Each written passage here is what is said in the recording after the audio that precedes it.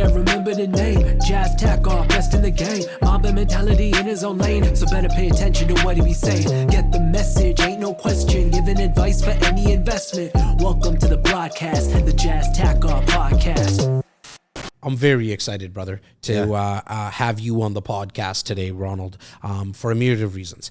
Number one, because when you came into my world, you and your much better half, Jeannie, came into my world about 6.5 years ago. You told me about the dream, and the dream was to become a full-time investor.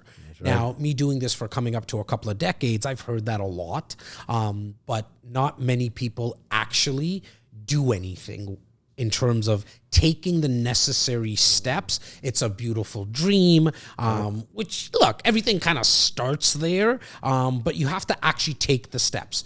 You now, fast forward 6.5 years later, have become a full-time investor. That's right. But within that, you did something really cool, man, because you found your passion, which is being in the world of real estate, and started a business. And not only a business that is easier to get into, for example, like becoming a real estate agent, becoming a mortgage broker. That's generally people's paths because they love real estate, they love the counters, they love showing people homes, or they saw $1 million listing or whatever it is. But you actually took the path, and I guess it's a pun intended because the company is called Property Pathways. That's correct. And so I'm going to have you speak about everything that company does, because you're filling a hole not only for real estate investors, but also real estate agents, because it's so complex and confusing, and people just don't know the process of what you do, and it has to be done.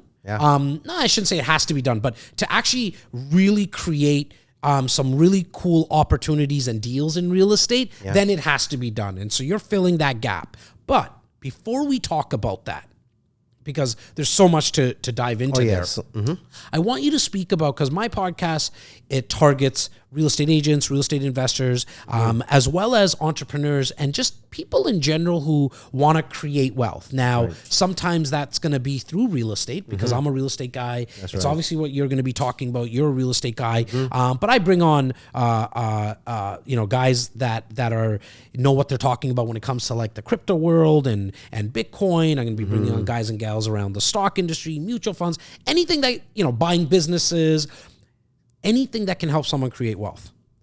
But we're going to talk about real estate. Why did you choose real estate as the vehicle for you?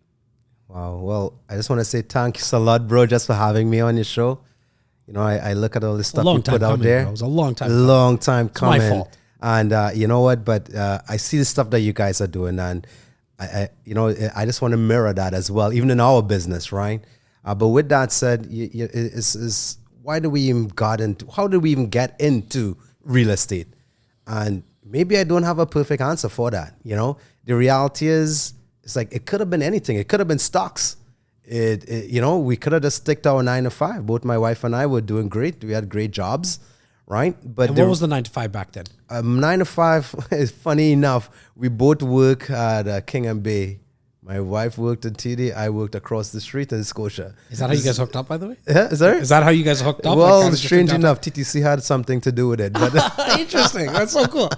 Yeah, it's actually pretty cool the way we met. But what I was saying is, after we actually met and we came together, it just so happened that I had like a bit of a, and we'll talk a bit more about that for sure. I had a little bit of a passion for construction and design.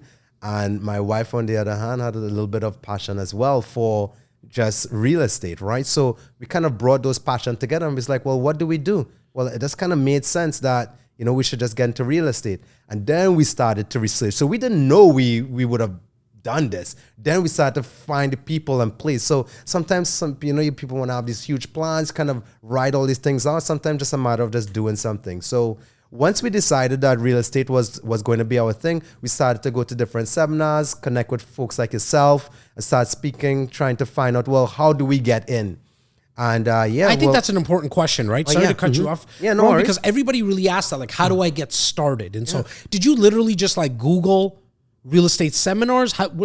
Try to go back to that time. Like, how did you actually even find some of these seminars? Oh, yeah. Did you ask people? Like, how did that all happen? No asking. At that time, Google was our friend and still is today, right? And I'll talk a bit more about that. But the truth is literally just Googling, finding out where it is. Just type in real estate on Google. Guarantee you'll find a bunch of different sponsored links, and those are different type of webinars and educational type seminars, right? And you keep quite a few of those that people attend today now, right?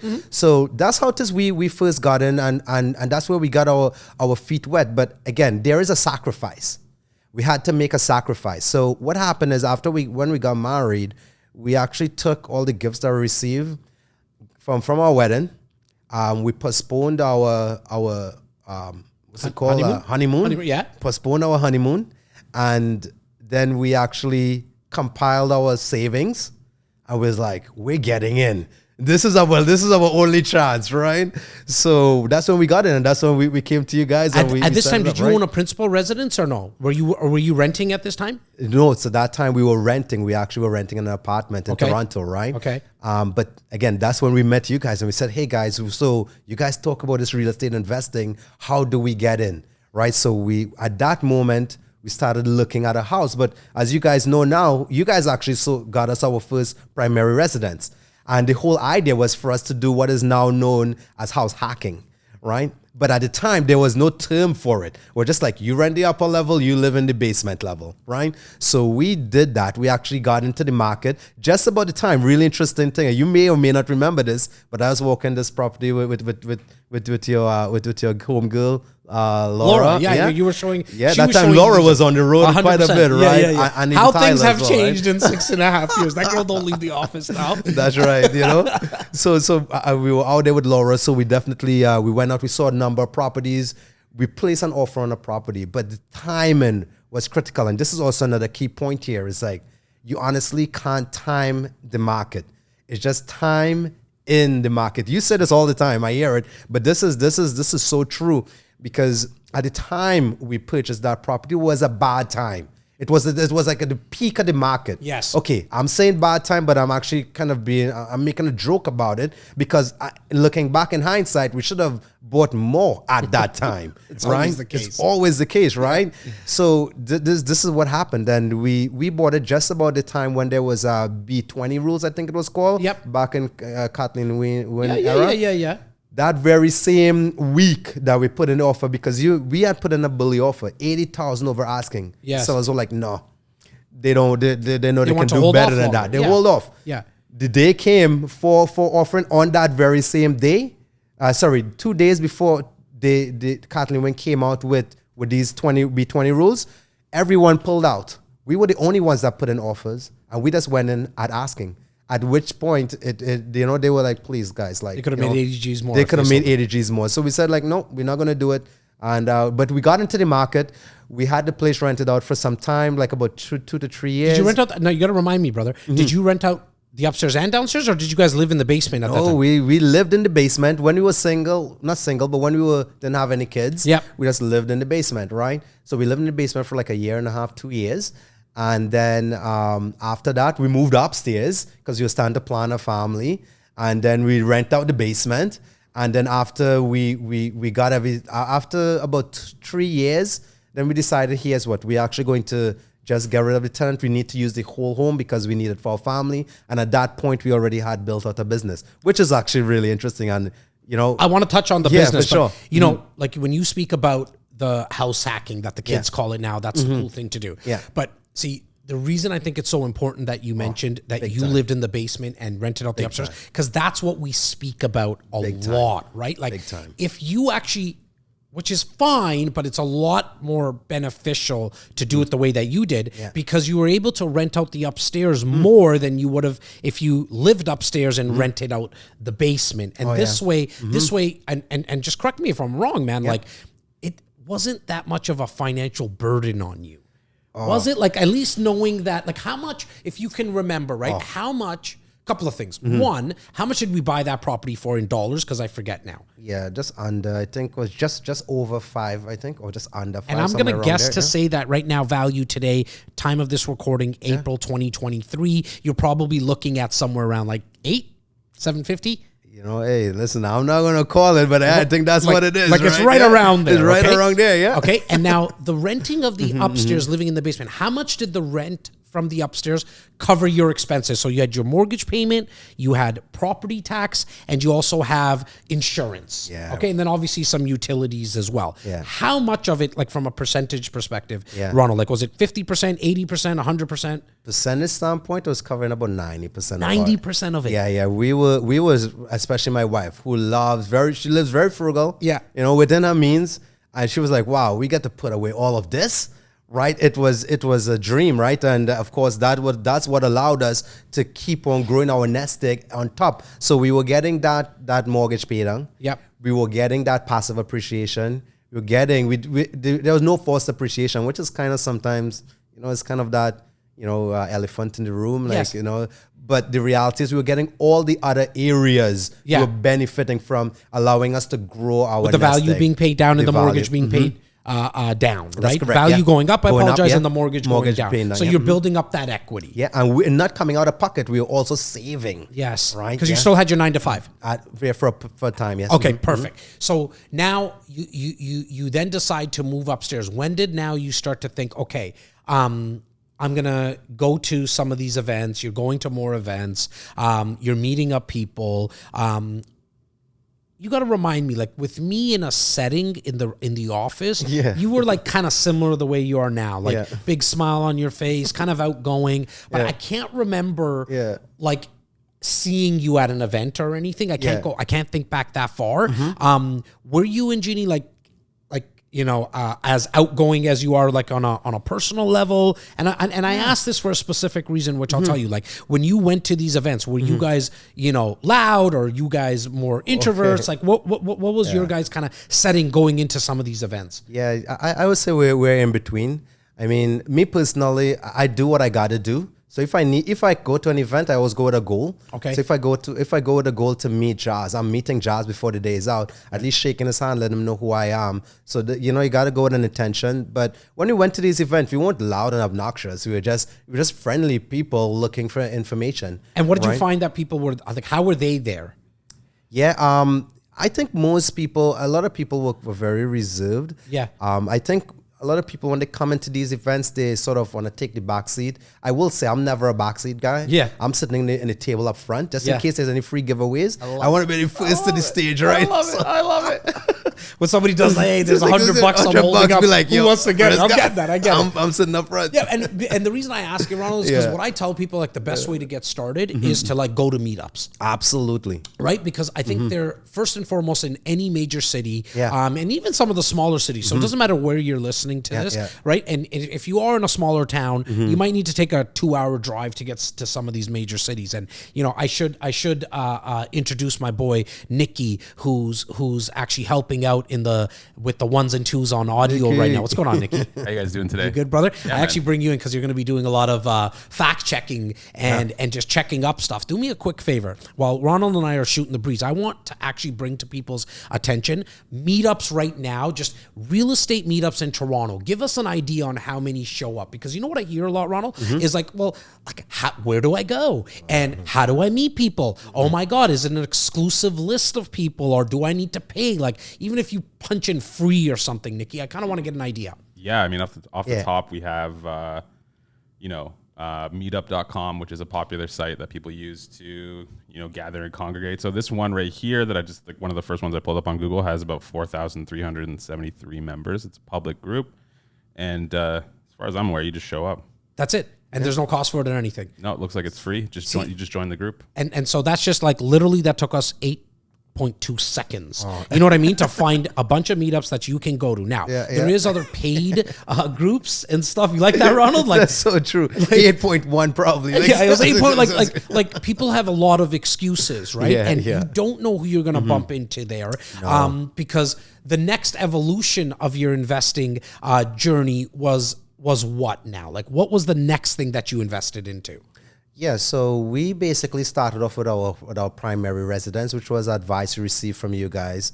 And then after we purchased our primary residence, and of course we were like, man, this is not really investing as yet. This is our primary residence. Like, How do we go and tell our friends like we're investors? We don't just own a home like that. You know what? I kind of disagree there, and I get what you're saying. I get the thought process that, like, it's not a real income property because I'm not renting it out. Oh, no. But yours was 100% because you lived in the basement. Oh, for sure. Oh, like, that's what that's why I was like, no, man, you're an investor. Oh, you know what I mean? time. Like, you're an investor that actually owns his primary residence as well. Man, listen, both my wife and I knew we were investors. Right, but someone come to our house, they'd be like, "Well, you live here, like, oh, you live in your investment." Well, yeah, that's right, we live in our investment. But the real 90% of it. Like, honestly, it was just an amazing time for us. We could have done nothing. In fact, we should have, even if we had kept our 9 to 5, we would have still done great. Right, it was still done great because it was just working out, and we just keep repeating that every 2 or 3 years, 2 or 3 years, or so forth.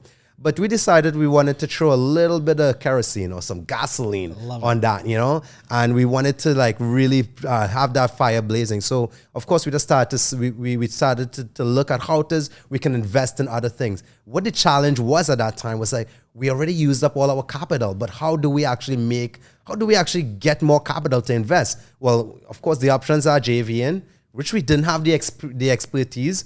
Was either, we had to have the experience or we had to have the connections. We didn't have none of that. So what we found to be a great way that we could own additional properties, right, was to actually look at pre-construction. And that's where you guys came in again. It was like, well, how else can we do this? So you guys, of course, will bring in, has these different, offerings where you can get a property and you get to pay 5% down. Right, like you basically a fraction of the cost over an extended period. Is that what got you excited about the investment? Because that strategy, because you were able to put your payment, your down payment in installments? Today, it still gets me excited. Okay. Right? Because the reality is I can actually pay this thing. And you talk about this a lot. So, this is, everyone probably there's new people who are watching and listening. Right? Yeah. But the reality is, I sometimes fall on deaf ears. You know what I mean? Like, people, I've been saying it for a while, but they're like, you can do this. You do it yourself. Or what the other thing is that I hear a lot, your clients are, they're in downtown Toronto and they're in some type of, ivory tower downtown, and they're not regular people. That's why I love to bring someone like yourself on, Ronald, because you get to tell your real story. That's right. And to me, it's one of the easiest ways to invest into real estate because of the fact that you can put your down payment down in installments. Well, I'll say, this is one of the main things that we have done to actually generate wealth while deferring a lot of the tax implications, right? I like that. So yeah, we absolutely see it as a huge benefit. I know there are all these pros and cons, but to be quite honest, we see the pros completely. And of course, a huge part of it is our lifestyle and our current phase or stage in life. Like, we can't be running around with a bunch of renovations. And that might be a bit of a contradiction because we help other people run around with their renovations, helping them with navigate that whole process. But with that said, for us personally, pre-construction works because we can buy as many of those as we like and never have to lift a hammer, right? But also we get to see that appreciate over time because the fundamentals are strong. I get it. There's some speculation in there, but I get it. But the reality is they have been working for us so far. And I think as a strategy, if you have a low capital pool, then it's a great way for you to just get in and just be patient. Just let it come. It's going to come eventually. Well, right? You said fundamentals, and I think that's important, right? Because the ones that you've purchased, okay, well, I right, know. like the fund, you've stuck to the fundamentals that we always talk about. That yes, there's definitely speculation involved because you're thinking about, okay, if I'm buying this today and this building's gonna be built in 4 years, I'm guessing or estimating that it's gonna be worth $150,000 to $200,000 more. Now, we don't know what's gonna happen in 4 years, right? But if you stick to the fundamentals, the ones that you've done, it's right by transit. That's right. Some of them are literally above the transit. Some of them are on 2 transit lines. Well, which one is that? The one down that's there? the one in Greek town. The Danforth area. And, you have GO train and the subway. And there. the subway. Well, you can throw a rock and you hit the subway station, right? Yeah, So that's right. awesome. Yeah. But because you've stuck to that, that's where I want to remind people is that yes, it's speculating, but man, is it ever an educated guess? Like, it's so educated because you know that they're not really, they meaning the government and all three levels of government are not really putting that much more money into subway lines. That's right. That's right? Both of yours are right by the subway line. Yeah. And because even Expresses as well, they're not really putting that much money into, like, the last subway station extension that we had was into Vaughan, and that was back in 2017, right? And so if you can get into a place and invest into a property that is less than, call it, 300 to 500 meters to a major transit line, it's almost guaranteed that values are going to increase. I think that's a great fundamental. And then the builders that you bought with, you've always bought with strong builders. That's right. One of them is almost complete, like you're months away, or I believe, or something like that. And then the other one by Danforth, I mean, it's one of the biggest builders in the country. And so I think as long as you stick to the fundamentals of location and builder, you're going to win, especially if you hold on to it long term. That's right. And I think that's the end goal here, right? Is never to divest. In fact, like, that's our, you asked the question, and maybe I'll add this as well. Like, we did have one thing that we wanted to do. We said we were going to have a family. And from the moment we had that family, we said each of our kids, they would own a property. Like, we couldn't have a baby without having a property, right? So immediately, but I mean, we kind of pushed past that now, right? Yeah. We're way beyond that. But I Now think you're going to give them 5. that's right. That's the Why goal, not? right? Leave something substantial, Yes. right? But also not only waiting until we die, but trying to make sure that we can have something that they can enjoy today, like even though like a fund almost, like having that be a fund for their education. Once they become mature, responsible adults, that they have a place that they can move into and call their own from a young age, right? So that's something that we cherish and value, and that's something that we want to really see for the next generation. So, and you're taking the words out of my mouth, man, because that is the definition of generational wealth, right? Like, where you can keep it going on, Absolutely. especially if they learn the process of okay, like, when they're 14, 15 years old, it could be even as young as 10 or 11. That's right. Where you can teach them, like, look, every month we collect the rent. But right. when we collect the rent from the tenant, that's not all our money. That's And right. Let me explain, son, daughter, because what happens is, is that the bank takes their money because we got what's called a mortgage. And That's right. if you explain this to a 10, 11, 12-year-old, they're not going to learn this in school. No, they're not. Right? And I always talk about my media crew, right? Like, they're all in that age group of 20 to 30. Yeah. And majority of them, like, and it's not their fault, but majority of them that came into my world, they didn't know what a mortgage was. Like, they didn't, they might know what it was because they heard it or maybe played Monopoly or something, but they never really knew how it worked, let alone the fact that you could refinance a property like that. They were never taught this stuff, and I think, the opportunity that I have a 9-year-old and a 7-year-old, Okay. right? And so I'm teaching them this as much as possible because I know they're not going to learn it in the school system. Yeah. Right? It's funny, man, because I saw a meme yesterday. That's so awesome. Yeah. Like, I saw a meme yesterday that they showed this phone from 150 years ago. Yeah. And then they flipped it and showed what the phone looks like now. Nikki, it's crazy, this meme, okay? Then they showed like a computer, okay, from 100 years ago or 80 years ago or something, and what it looks like now. And then they showed the car from 100 years ago to what it looks like now. And then the final picture was a classroom from 150 years ago to now. And they look the exact same. So all these things have changed except for the education system. Like, that formal education system, it's still in rows. Yeah. You know why they have desks in rows like that? Because it's easier for the janitors to clean. You put the chair on top of the desk and it's easier for them to clean. That's right. But right. unfortunately, there's no innovation in that. there's no area. innovation in that, and the fact that somebody who comes out of high school or comes out of university and doesn't know the difference between an asset and a liability, doesn't know the real meaning of being able to create generational wealth, I think that's a massive disservice to our younger generation. No, I completely hear you. And I get where you're going with that. Like, you're not really talking about necessarily innovating or changing the way the classroom is laid out, but how they're educating and preparing the next generation to become leaders, right? And understanding the whole concept. So like financial literacy, I learned on my own. I'm still learning. Like, and there's so much like I don't know, right? I think that's kind of that humbleness I should say that hunger as well.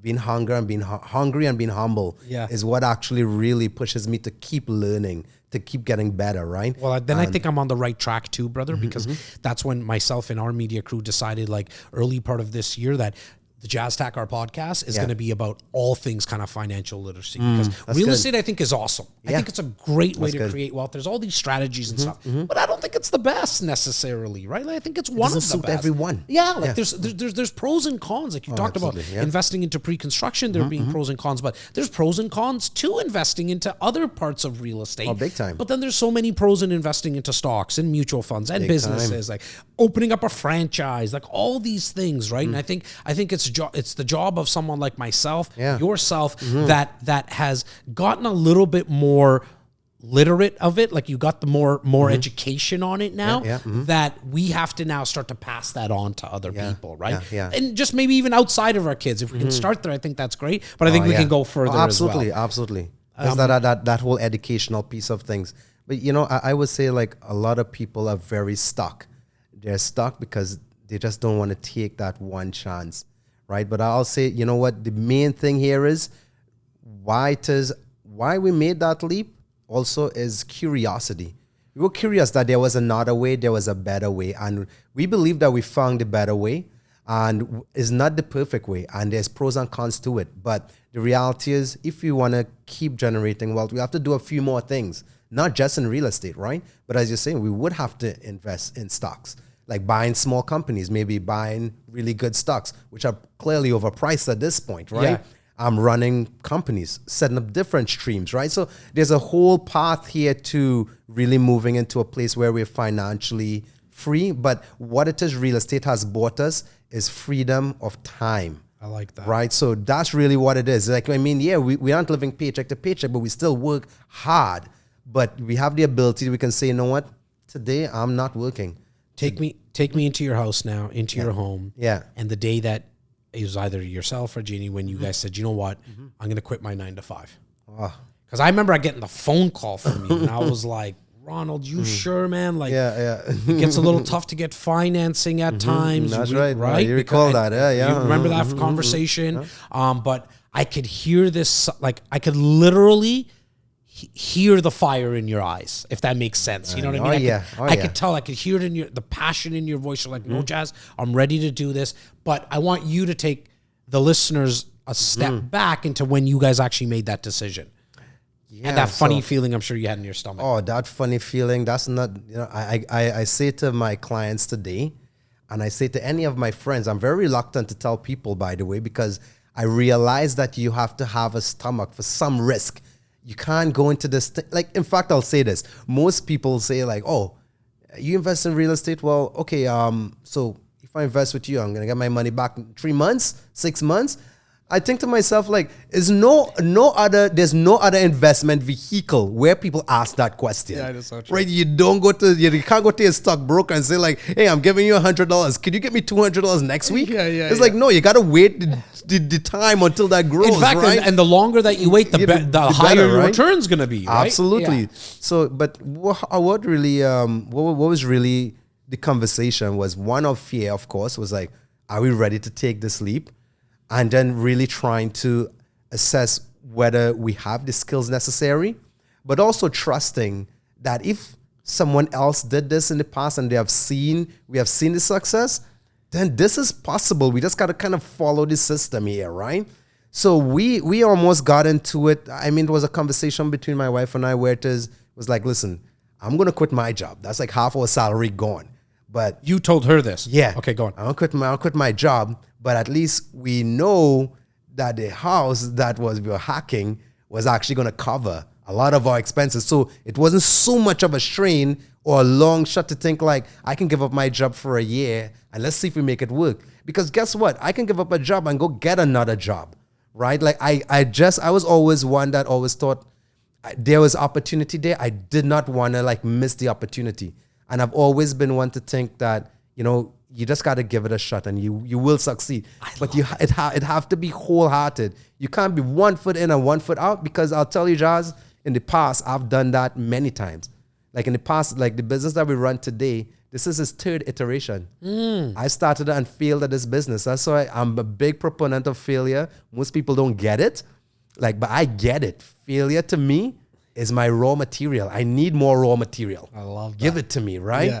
I want to fail as much as I could and quickly, so that way I can take that material and start stacking it and building what I know is going to be It's almost like successful. you've been failing forward the whole time, right? Like you failed, you learned something. Okay, the next time that you do it, you use the word the iteration. So the next iteration that you do, you're gonna be able to take something from that past experience, which Big you time. obviously do every single time. You said something that was just huge for me, brother, because I speak about it a lot. You said if someone else has done it, I just need to find them. And I always talk about success leaving clues. Yeah. Right? Like somebody else has done big. what you want to do. And now it's a matter of picking up those clues and reverse engineering it for your life. Like it could literally be the fact that you know somebody who's become a full-time investor. And if they have done it, there's no reason why you can't do it. They breathe the same air as us. They put their pants on one leg at a time. Right? It's understanding that as long as someone else has done it, there's no reason why you wouldn't be able to do it yourself. So I love that you spoke about that. Embrace the fear. Yes. Embrace the fear. The reality is, leaving a job, leaving that sense of security, it was scary. But like as you said, like I was just of the opinion. I was of the opinion that if someone else did it, I can do it. I just got to put the work in. And now, we actually took the leap of faith. So I left my job January of 2017. Yep. Left my job, and I got to be honest, I left my job without a plan. I'm actually not a big planner. Like I make a decision and I do it until it's done. You live by RFA.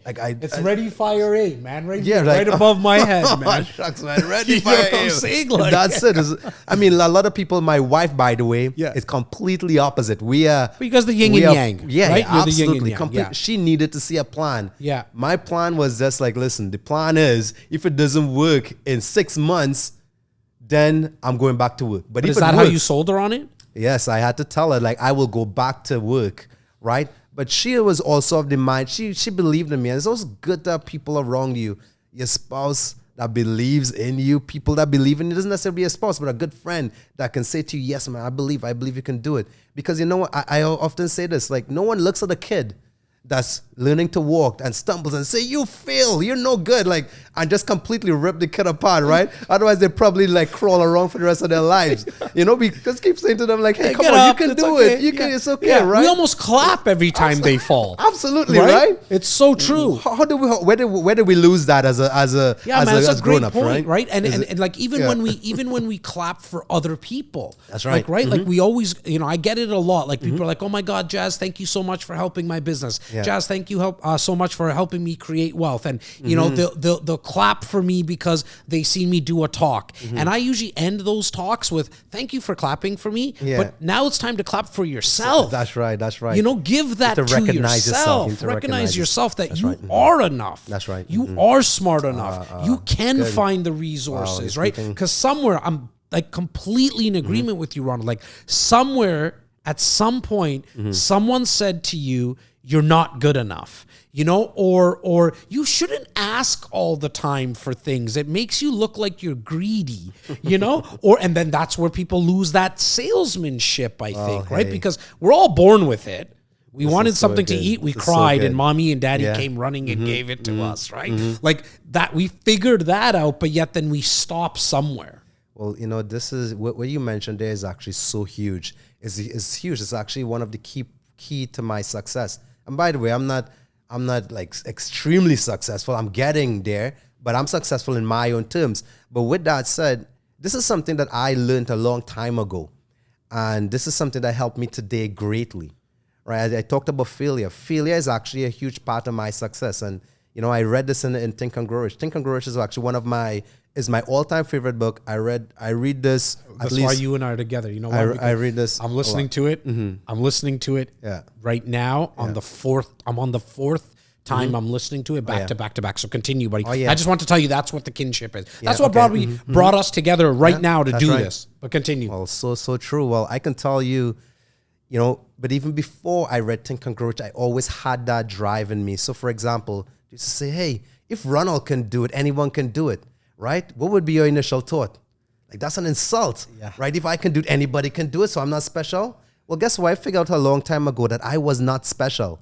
And that even sounds even contradictory. Like, what do you mean? You don't think you're special? I love myself, bro. I know I'm special. But I also know that if I can do it, anyone can do it, and it applies to anyone else, meaning it takes hard work to do it, right? So if I'm able to put in the work, if I can work harder than the guy next to me, I can achieve it. But I was a little bit slower. I figured that out when I was 22 years of age, right? So I lived a lot of my life thinking like it wasn't possible until I figured out that it was possible. And then I just applied the same thing over and over, just hard working. And now as I start to work harder, I start realizing, whoa, hold on. Hard work doesn't mean physically working hard. You can work hard, but smart, right? That's another form of hard work, right? So so now I'm starting to put those two together. And with that said, when it comes to failure, let's put it that way, to like things that aren't working, I certainly know that if I put in the work, I'll get the results that I want out of it. And that's why we were able to build a business, because when I left my 9 to 5, I went home, no plan, Jazz, no plan.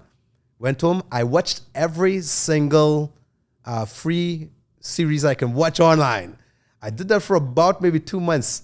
And so like investing into real estate, like that kind of stuff? Forget investing into real estate. I'm talking about like I had blue brain cells, Oh, right? Like my bad. I was binging Like keeping any it- show. oh, got it. I was like completely, I know this sounds so strange. Yeah. But you know what? A lot of people don't realize sometimes you just need that rest 100%. mentally. 100%. And I kid you not, January, February, March, by April, it just came to me, boom, here's what. My wife and I, we said we're going to print a shirt. Even today, I still wear that shirt. Anybody who knows me know I have a shirt with Property Pathways and my name. Yeah. We made a few extra copies of that. Yeah. By the way, yours is on order, right? Oh, good. I need one. I need one, for sure.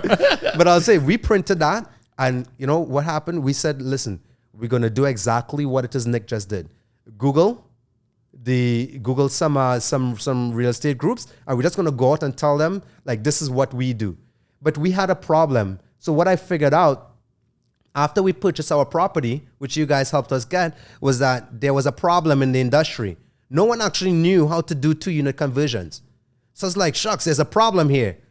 Think and Grow Rich, like playing in there was like, there's a problem, you get a solution, right?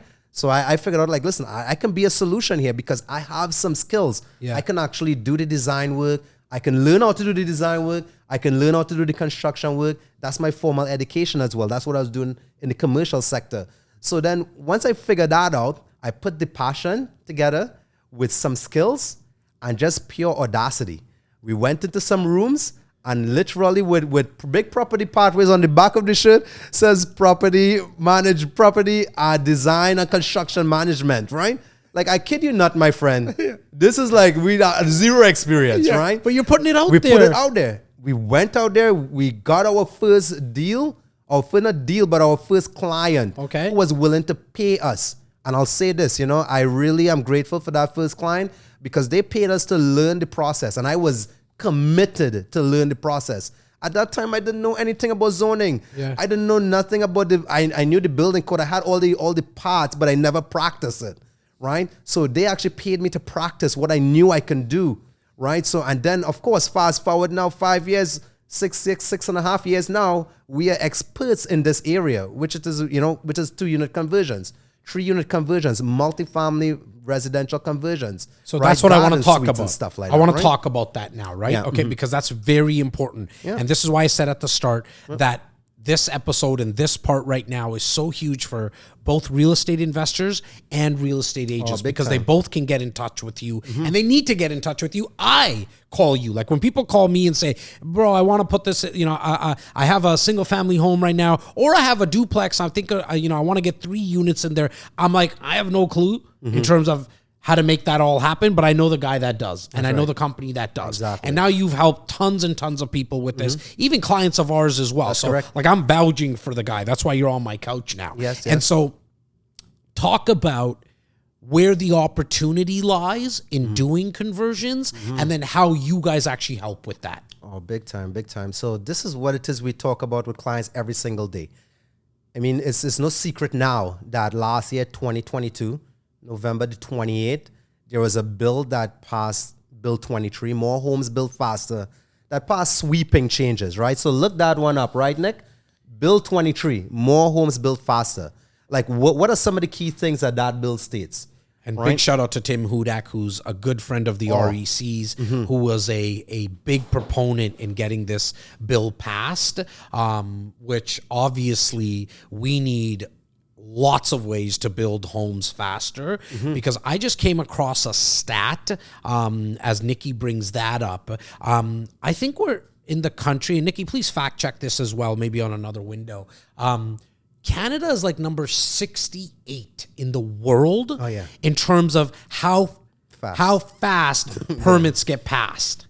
Am I right with that? I think crazy. Just check like what number we are, Nikki. I think we're 68. I think I'm bang on with it. Yeah. But you'll tell me how fast, like where does Canada lie when it comes to getting permits passed in the world? The first one I'm seeing here is in the length of time it takes.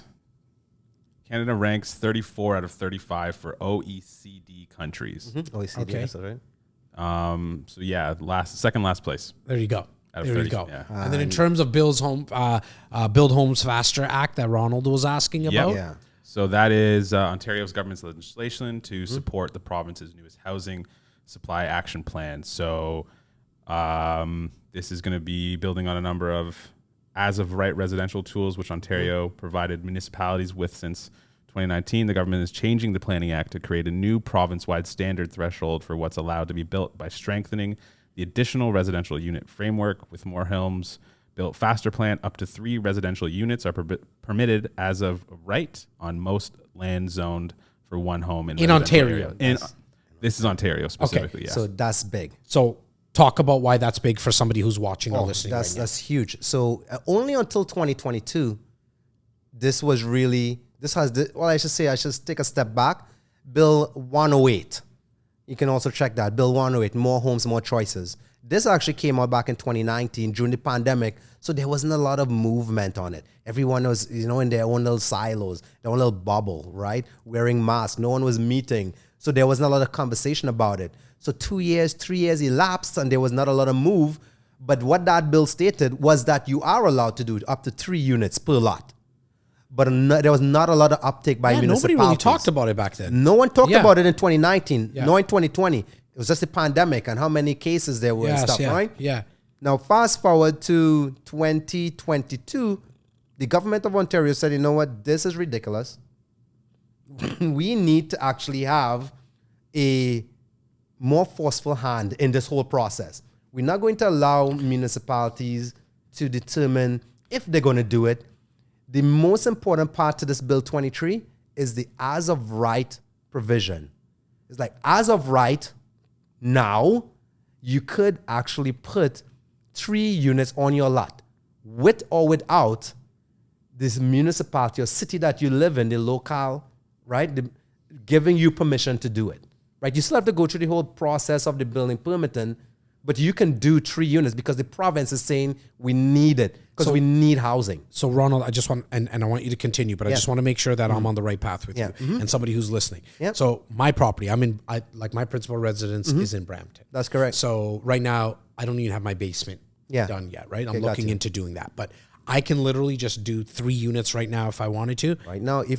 Right now. Okay. So right now you can absolutely put 3 units on your lot, and if the municipality Brampton says, no, we're not allowing you this, Mr. Jazz, you say, well, sorry about that. I'm putting this here, and I'm going to the Ontario Land Tribunal if you guys won't allow it. Okay. Right? So, and of course, most cities, by the way, since Bill 23 last year, 2022, there has been a lot of uptake. So cities that we have seen sleeping on these requirements from since 2019 have now decided, well, they have no choice. They have to do it. They just have to do it. Yeah. So they have started they're quickly duct taping together some requirements and saying, okay, now we allow it. Okay. Right. So we have been helping a lot of clients throughout Ontario. Is there any major requirements though? Because you use that word, like, is there? So as you're helping people, is there more red tape that they're putting on? Like you use the word duct tape, Yeah. But I want to make sure that there's no red tape that the cities are putting that you can't get this done. Oh, well, that's actually a really interesting point. And of course, the city is doing the dance, right? It's like there's a pull, yin and yang. There's a pull and, to and fro here. Yeah. But so what is some of the cities are? So they have to allow this in pretty much all their residential. So basically, anywhere there's a residential neighborhood, they have to allow for these, with the exception if it's in a conservation or high water table location. If there's heritage properties, you can't convert those, right? And if in some cases, what cities are really using as a tool to really make these extremely difficult is parking. So just imagine you live in a downtown area. I'm just gonna say downtown Oshawa, for example. Or you live in Oshawa, case in point, Oshawa is allowing up to 3 units per lot. You can have 3 units in the main dwelling, or it can be 2 units in the main dwelling and 1 in a detached accessory building, right? So you can do it like that. However, they're saying, well, you need to have 3 parking spaces, 1 parking spot per unit. Yep. Now, that was one of the change that came in Bill 23 versus the Bill 108 back in 2019. So now, with that said, the cities are using some of them are using that to sort of. Can you touch on that for a second? Just that, which the parking is, because to me that doesn't really make a lot of sense. Like people don't need the spot in me anymore. Like again, I'll go back to my 20 to 30-year-old staff. Yes, that's right. I'm just making sure only one of them has a car. That's right. The others, half of them don't even have a driver's license. Mind you, we don't live in Oshawa. 100%. I agree. I agree. But even in Toronto, Nikki, you have to have certain parking it's the same here requirements as well. right? It's not just in Oshawa. Well, that's the thing. So they're waiving all of that. So I want to talk about some of the progressive cities, but I also want to touch on the fact that, parking is one of the things that was revised in Bill 23. So it was something that was always a sticking point in many cases. I actually just, and I'll show you another really critical thing as well, is the minimum size for a secondary unit or additional residential unit, as it's called, an ARU. So some cities would have these minimum requirements and say, well, basically, you can only develop like 40, 45, 60% of your basement, as a rental unit. Well, how is that going to work when you're trying to create a living space for a family, right? So essentially, just very similar to what they're doing in Toronto, a bunch of 1-bedroom condominiums. That's essentially what most sort of small scale developers or homeowners trying to create units are having to do. Create these 1-bedroom basement units, which is not attainable housing. It's not, because Jazz, lived in basements. I'm an immigrant. I came to Canada as an immigrant. I actually rented basements for a long time.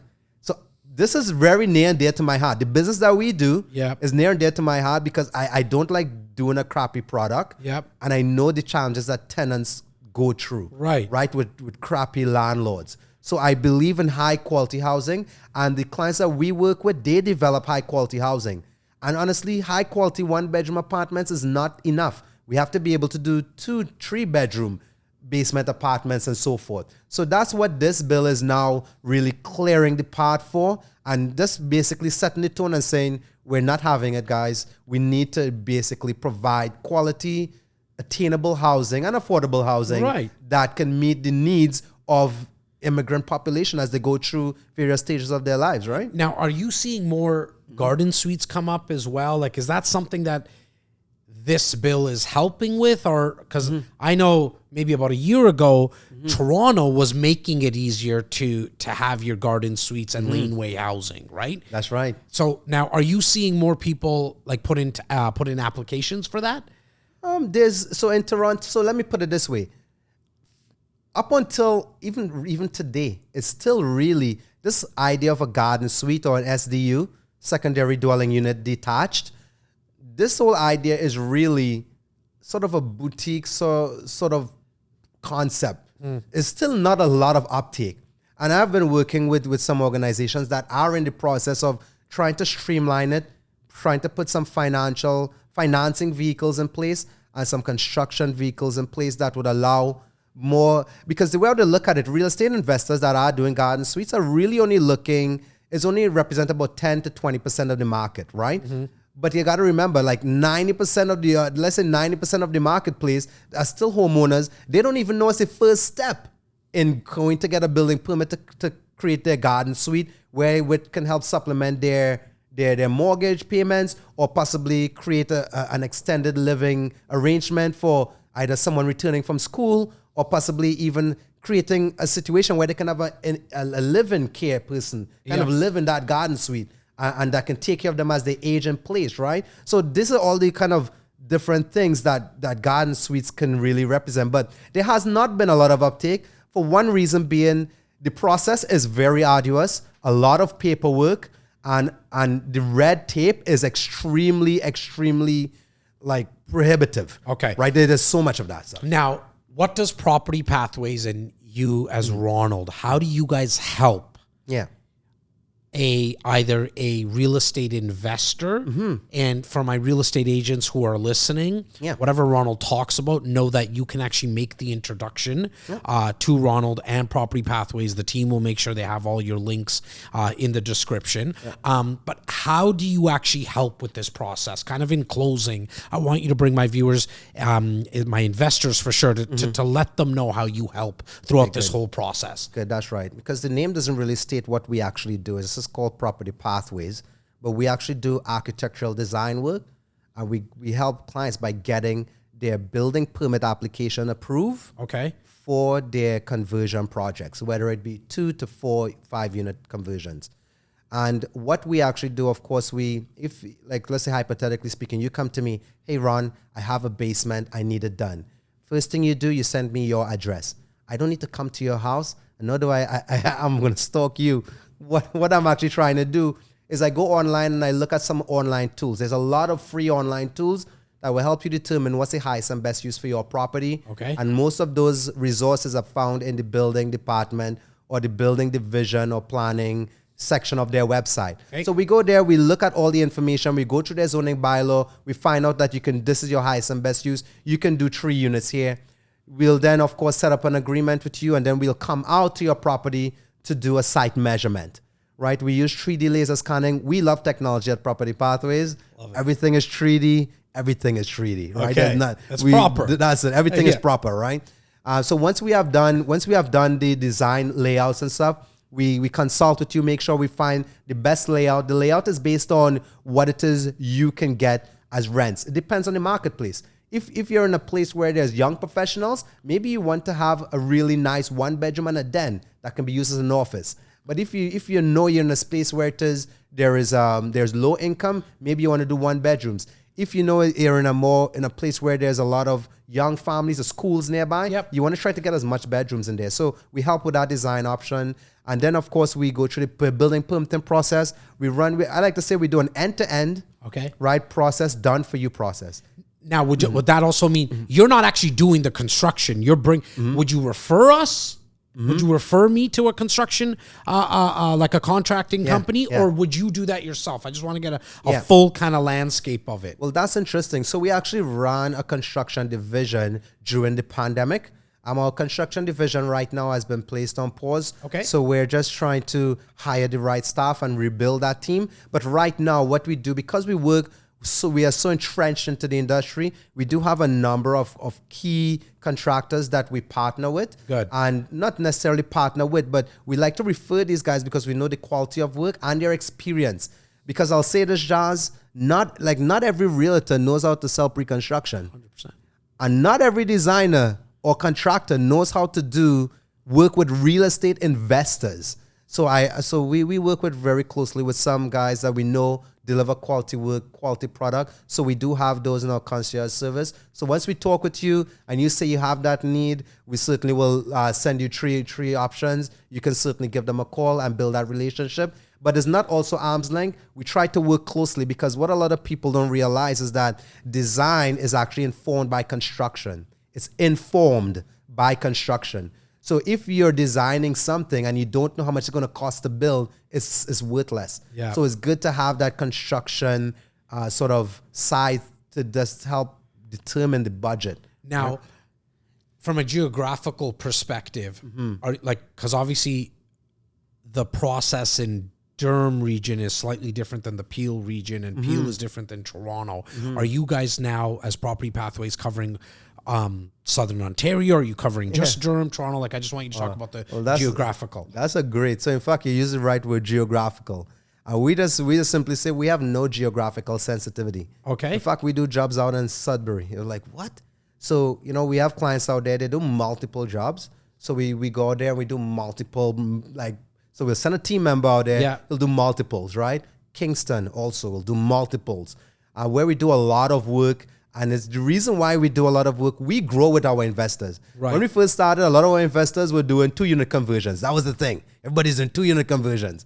But now, since Bill 23, we have done multiple multifamily residential conversions. Got it. Right? So now a lot of investors now are saying like, look, you did a 2-unit for me like 3 years ago. Like, can I add 2 more units to this? And the great thing is, Jazz, is that cities, like the progressive cities like Toronto, and I'll tell you a little bit about that, Hamilton, these are 2 big cities everybody knows. Sure. They are actually really welcoming, but their zoning bylaws are much more progressive. So whereas the province is saying like, listen, we're only going to allow 3 units per lot. Hamilton saying, no, we're going to allow 4. You guys come on in, invest with us, right?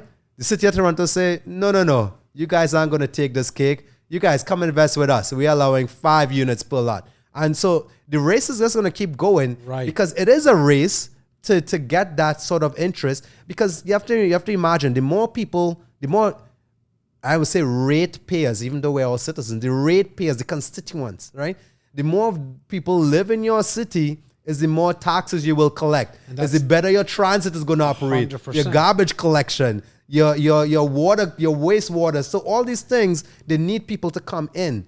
So a lot of this NIMBYism, and I think there's another is another term as well, bananas. Oh, right? I haven't heard that one. Yeah, I think is Bill Anything Nowhere, something like that. I know NIMBYism, but I haven't heard that one. Yeah, you need to Google that, bananas. To Google NIMBYism and bananas and cops. NIMBYism and bananas. Yeah. Bananas in the real estate it's world. I want to know what that Bill means. Anything Nowhere. Funny enough, Google time. actually has as a search suggestion NIMBY and banana. So Yeah. That's hilarious. It's hilarious. build absolutely nothing anywhere near anyone. Wow. Okay. So You that's hear the that, yeah? next phase of NIMBYism. That's the almost. next phase of Yeah. it, right? At least they don't want it in their backyard. Here it's like nowhere. You can't build anywhere kind of thing. Well, So- it's the same thing. Like, is also there's them too. Like, not in my term. Wow. So basically, so you also got a lot of councillors that are also, because they need the votes. Like, this is a whole play, right? So this is a lot of stuff that's been holding. But that's up why this we sort always of talk thing, about right? the red tape, and that's why Yeah. Toronto, Canada's 34 out of 35. Yeah, you know what I yeah. mean? Because everybody needs to get a little lined up here and there yeah. in terms of their briefcases, and I get all that, right? But the problem is that unfortunately the regular Joe and regular Jane pay for it because housing affordability is not something that is actually being met here. Now, I'm a big believer, though, areas like Toronto, mind you, when you stack us against other parts of the world, That's right. we are a world-class city, hence why, we're no longer becoming a renter city. I mean, we are a renter city, but I think that's great for investors, right? I think that's amazing. Ronald, we need to do a part 2. Okay. yeah, And the yeah. reason is because there's so much to cover when it comes with some of the do's and the don'ts. And so we're definitely going to do a part 2. Yeah, I have to run to, I have an immersion program for real estate agents and mortgage brokers that today's kind of their wrap up day. And so I got one more talk to do with them. So I'm kind of in back and forth. Yeah. I can't thank you enough, brother, for squeezing this in. I know when we were trying to book it, it was a little tough because it was short notice. But as you always do, you always show up and you just throw your hat over the fence. You really do live by ready, fire, aim. You're like, Jazz, what are we talking about? And I was like, don't worry, I'll lead the conversation. We'll figure it out. And you do enough content out there. So make sure, Nikki and Yas, let's put Ronald's company stuff down here, his Instagram. He's doing so much content. I'm so proud of him. Because I know it was a conversation we had a little while ago, and now you're just pumping out content. We're gonna do a part 2, 100%, because I also want to speak about, like, you know, maybe 4 or 5 months, 6 months removed from this new act that's come out, like what's actually happening, and then we can bring on some stories. So maybe you know a couple of people of your clients, and we'll put on another mic, big time. and we'll use that. Nikki, I appreciate you doing the ones and twos in the back today. I really appreciate that. Yas gets enough flowers around here all the time. But Ronald, thank you so much, brother. Yes, my friend. I appreciate you. Truly, truly. Thank you.